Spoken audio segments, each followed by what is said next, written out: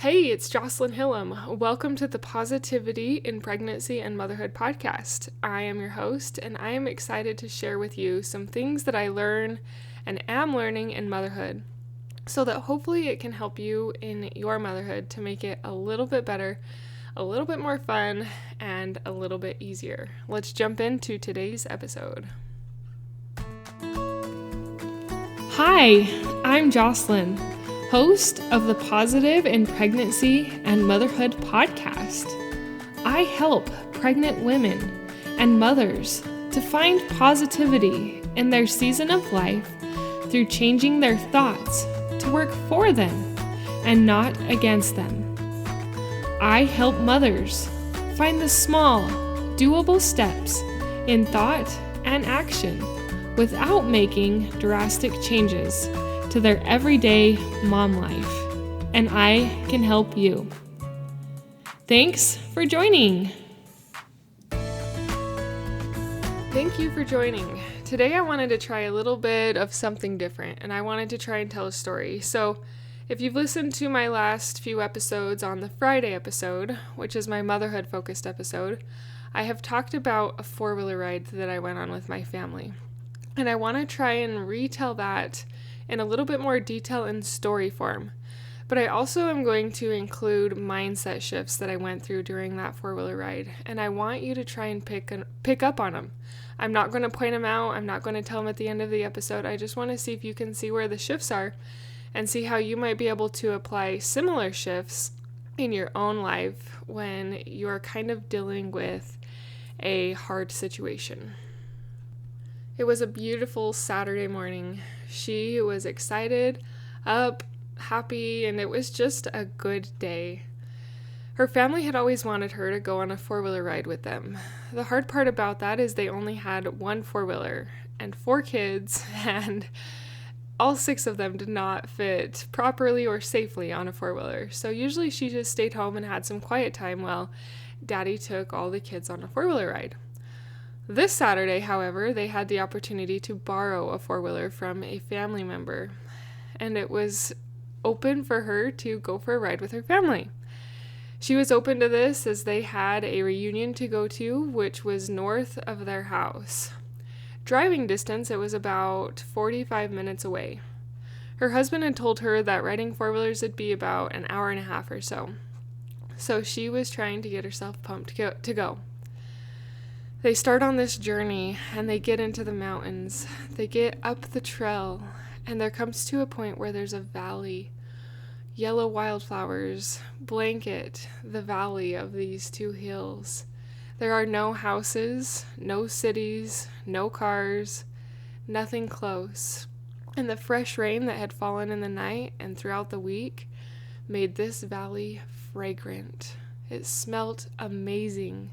The wet sage and wildflowers tickled her nostrils, and she breathed in deep as she drove her and her 2 daughters down the trail. As they kept traveling, after this valley of wild yellow flowers, they came up to a field or another area or valley of white flowers. It was so beautiful, and she just kept commenting to her daughters how amazing it was to be in these fields of flowers, and how grateful she was that she could be on this journey as well. She even started thinking, why don't I do this more often? This is so great. They kept traveling, and soon they were in pine trees, and the scent was just exhilarating. They stopped to let their kids use the restroom on the side of the trail, and she just breathed deep and felt such deep gratitude at the beauty that God's nature had given to them to enjoy. It was amazing and so fun. Her husband with the other 2 children was a much faster rider than her, and at one point he had pulled off onto the side of the road to wait for her, and he had turned the four-wheeler off. She pulled up and got behind him, and he tried to start his four-wheeler when they were ready to go, and it was not starting. They were a good 20 miles from their destination and out in the middle of nowhere. They hadn't seen anybody for quite some time. Normally, this would cause her to panic. Her heart would race, and she would feel like, oh crap, we are stranded out here with 4 children, and this is going to be bad. This is going to be real bad. But something within her knew that if they just gave it some time and then tried to restart the four-wheeler, it would start. She didn't know what it was. She wasn't feeling worried or anxious. She was just enjoying it. It was one of the luxuries of simpleness that she didn't usually allow herself, of just being there for a minute, allowing the four-wheeler to sit and then trying again. Miraculously, that four-wheeler did start when they were ready to go again, and her husband said he was going to slow down a little bit and they were just going to go all the way to camp so that hopefully they wouldn't have to be stranded or stuck far away to where a rescue would be very difficult. She was very grateful that the four-wheeler started and enjoyed the rest of the journey. By the time they arrived to camp, it had been a 3-hour ride. She had enjoyed every minute of it, though, and was trying to mentally prepare for the way home. They had arrived a lot later than they thought they were going to be, and this also meant that they were going to have to leave quite a bit earlier than they had planned to, so that they had plenty of time to be home before dark. She did not want to be out on the trails in the dark because dark got cold. It got really chilly, and they brought jackets and gloves, but not sufficient to keep them all warm on a long four-wheeler ride. Camp was enjoyable and great for about the first hour. Then the clouds rolled in. The rain hit, and it wasn't just rain. It was hail, and it was a fairly good storm. Thankfully, they were able to stay in a camper and wait out the storm. Unfortunately, the direction they had to travel had very dark clouds. She kept checking the weather app on her phone, hoping that there would be a break in the storm so that they could safely ride home before it got too dark and too cold. Riding in rain did not sound like her cup of tea, and she was not really wanting to ride through that heavy rain. In reality, they could stay at the camp and be with her dad, but they all wanted to get back home, and her husband felt confident that if they rode south first before they went west, then it would really help to get around the heavy clouds that looked to be in the west. So they began to embark on the journey back. There was a light rain, but her husband was very confident that if they could take the route that he suggested, they would be able to pass the rain, and she was willing to give it a try. She had 2 children with her, and he had 2 with him. As they started going, her youngest started falling asleep in her lap, and it became increasingly hard to hold her up from bonking her head or slipping to the side. She repositioned her between her and her oldest son, and they continued on. But this was hard. Not only were they now getting wet, it was getting cold. The wet rain was soaking through, and everybody was starting to get cold. She repositioned her youngest between her and her son, and they had difficulty holding her up still as he was trying to hold on to her as well. It was just hard. It was so hard and so cold. Her sunglasses didn't do much in the cloudy weather to help keep the rain off, but she needed them to be able to see through the storm without having the rain go right into her eye and really causing some pain. About 20 minutes in, dealing with the rain, dealing with trying to hold a sleeping child up and being wet and freezing, her stamina started to doubt. She wondered if they should just go back and spend the night in the camper. She was really running out of steam. Her body was also feeling the pain of the 3-hour ride earlier, and she just began to wonder, how am I going to make this 2.5 more hours? It was very low, and there were some very hard spots where she just didn't know if her body could handle the stamina of sitting in that position, of holding a baby up and going through the rain. She even pulled over and talked to her husband and said, shouldn't we just go back? We can even just call my dad and he could come get us. But he said, no, look, there's sun right over there. And there was a small sliver of sunlight to the west, the direction they needed to go.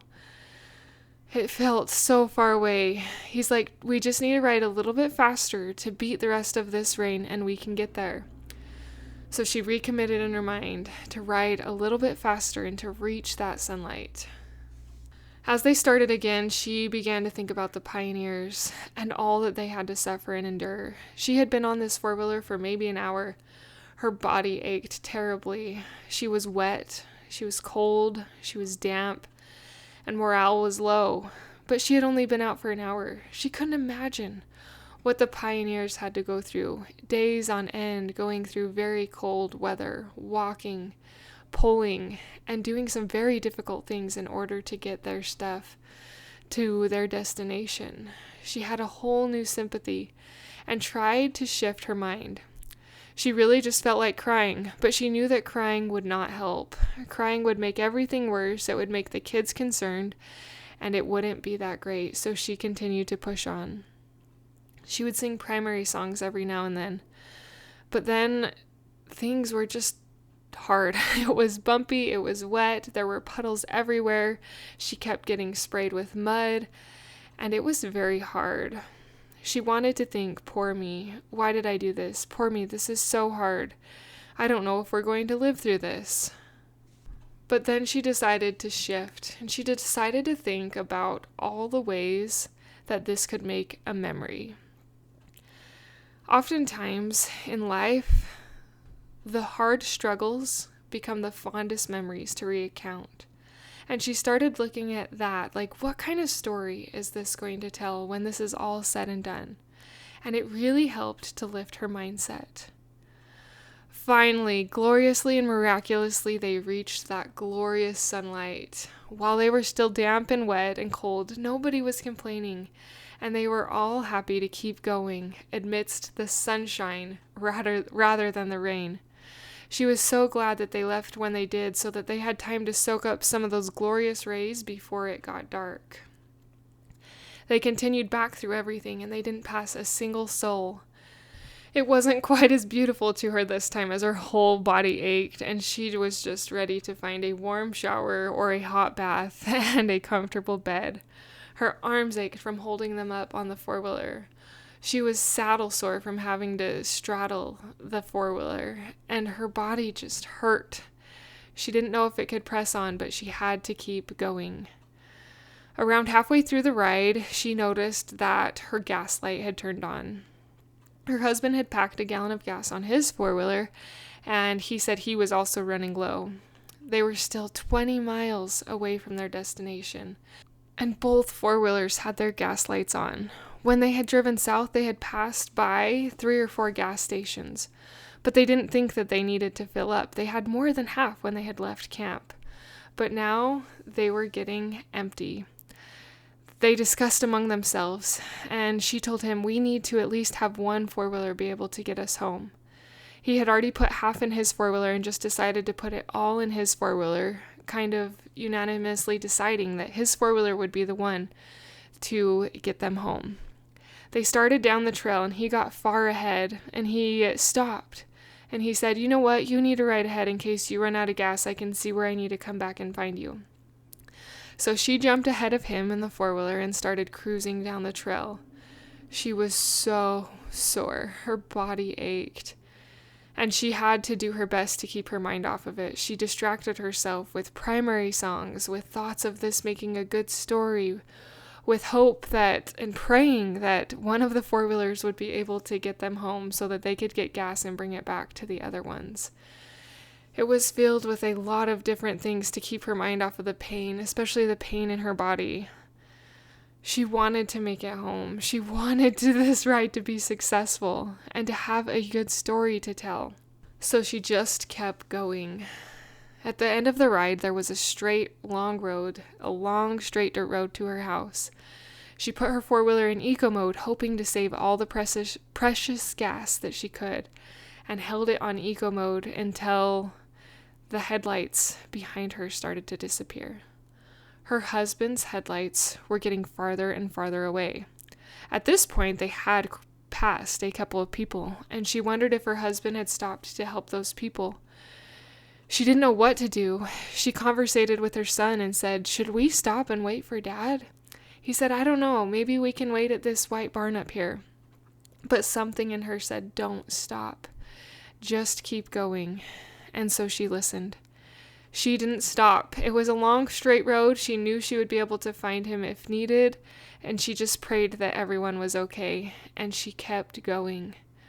Her blessed four-wheeler made it home, and I can't tell you the joy and the excitement that she felt that her four-wheeler that didn't have any top off of gas in it made it home.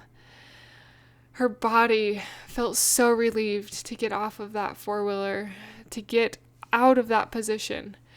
She almost felt like her body was going to be statued in that sitting spot, but to move it in a different way and with different muscles felt so relieving. She expressed her joy to her kids and then went to find her cell phone, which had got buried in the backpack so that it didn't get wet. And she found a message from her husband that said, "I hope you make it home." She knew that he had run out of gas. She called him and grabbed the gas can while older brother took care of younger sister and went to go rescue her husband. She couldn't help but yell in complete and utter excitement and thankfulness that they had made it home. That everything was okay, a four-wheeler had made it, everybody was fine, and she was able to rescue her husband with gas. She yelled fairly loud by herself in the van her thanks for her blessed renegade and for God sending so many miracles, like sunlight and gas in a four-wheeler, to help them make it through this adventure. It was surprising that his four-wheeler had run out of gas, as that was the four-wheeler they had put more gas into. Later they found out that it was not drawing fuel for some reason from the bottom of the tank. But she rescued them, they rode back, and they all took hot, warm, and cleansing showers, and really felt deep gratitude for this adventure in nature, for surviving, for finding mindset tools, and for having a story to tell. Thank you for being a part of the Positive in Pregnancy and Motherhood podcast, for listening, for sharing, and most of all, for applying these tools into your own life to improve your own happiness so that you can find your own better thoughts for a better you in a positive pregnancy, in losing that stubborn baby weight and becoming the mom you desire to be through taking small steps in thought and action to reach your goals. If you are a mother who has an inner desire to enjoy motherhood and pregnancy better, but you are having difficulty figuring it out, I can help you. I can help you find the small, doable steps without drastic changes to your everyday mom life. Reach out, let's connect, and let's see you move forward. My name is Jocelyn, and I thank you for listening. Until next time. This was a thing that very much stretched me. I know I said I wasn't going to tell you any mindset shifts, but I didn't mention this one in the story, so it doesn't count. I could have been mad at my husband for insisting that we continue on the journey home the way we did. I could have been resentful that he made us ride through the rain, that his four-wheel ran out of gas, that we didn't fill up with gas. There are a lot of things I really could have been resentful to him for. And during the trip, it came to my mind that I could blame him. I just forgot to tell this in the story. But what would that do if I had blamed him and if I had been mad at him? Would that have helped my marriage? Would that have helped me enjoy this journey? Would that have helped this trip to be a positive memory? No. I think part of what made this memory so fun to tell is that we stayed positive. We didn't get mad at each other. Sometimes those memories where you're mad at each other are not fun memories that you want to relive. And this memory could have totally gone that way. I could have been so resentful for all the things we had to go through with 4 kids 10 and under, through a rainstorm, on four-wheelers for an hour, running out of gas in the mountains, and all sorts of things. So it really is taking intentionality. This hasn't come natural to me. In fact, this has been a big work in progress. And if you fail and you get mad and you get resentful, it's okay. Learn from it. Win or learn. And even throughout this whole experience, I didn't win. I had a lot of learning things that really helped me, but they also helped me to see and note the hand of God. I think there were a lot of reasons that we went through this experience, and now that it's over, I am so grateful for it. I wanted to share that with you so that next time you're in a tough situation and you're trying to shift your mindset, try to be positive. It does make a difference. It does make a difference for you, but it also makes a difference for your husband and your family. If you love the smell of forest, of all those pine trees together, I have a great scent in my company Flickers Candle Co. called Frosted Juniper. And if you want to bring that outside smell, that wonderful fresh scent into your home, I encourage you to look into Flickers Candle Co. It'll be the top link in the show notes and search Frosted Juniper.